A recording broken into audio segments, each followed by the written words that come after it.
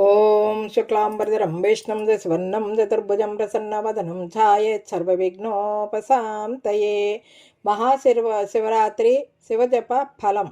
మహాశివరాత్రిని మహారాత్రి అని ఎందుకు అంటారంటే ఈ సమయంలో ప్రకృతిలో శివతత్వం అత్యంత క్రియాశీలకంగా ఉంటుంది. మహారాత్రౌ చతుర్దశ్యాం జపితః సిద్ధ్యంతే మనుః కోటి కోటి గుణం ప్రోక్తం శివరాత్రౌ కృతం జపం. మహారాత్రి శివరాత్రి నాడు జపించే ఏ మంత్రమైనా వెంటనే సిద్ధిస్తుంది. ఈ రాత్రి చేసే జపం కోటి రెట్ల ఫలితాన్ని ఇస్తుందని శాస్త్రం చెబుతోంది.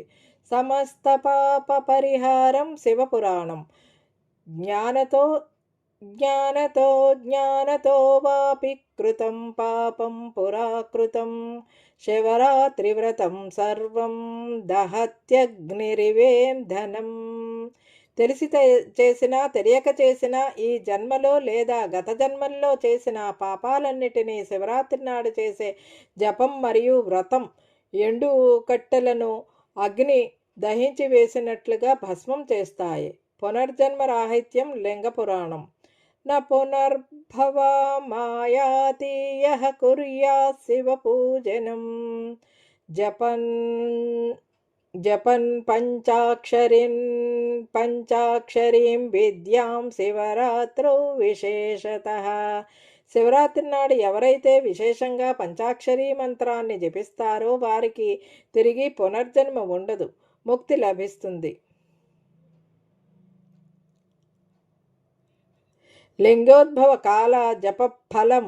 నిషీధ కాలం. శివరాత్రి నాడు అర్ధరాత్రి సుమారు 11:30 నుండి 12:50 వరకు లింగోద్భవ కాలం అంటారు. ఈ సమయంలో చేసే జపానికి అత్యంత ప్రాధాన్యత ఉంది. లింగోద్భవ సమయే యస్తు జపేత్ మంత్రం సమాహితః సాయాతి పరమం స్థానం శివ సాయుజ్యమవ్యయం. లింగోద్భవ సమయంలో ఏకాగ్రతతో మంత్రజపం చేసే సాధకుడు ఎన్నటికీ నశించని శివ సాయుధ్యాన్ని, శివునితో ఐక్యం పొందుతాడు. ఇదండి ఈనాటి వీడియో. ఈ వీడియో కనుక మీకు నచ్చినట్లయితే లైక్ చేయండి, షేర్ చేయండి, కామెంట్ చేయండి, సబ్స్క్రైబ్ కూడా చేయండి. మరిన్ని వీడియోలు కావాలంటే బెల్ ఐకాన్ని నొక్కండి. Thank you for watching.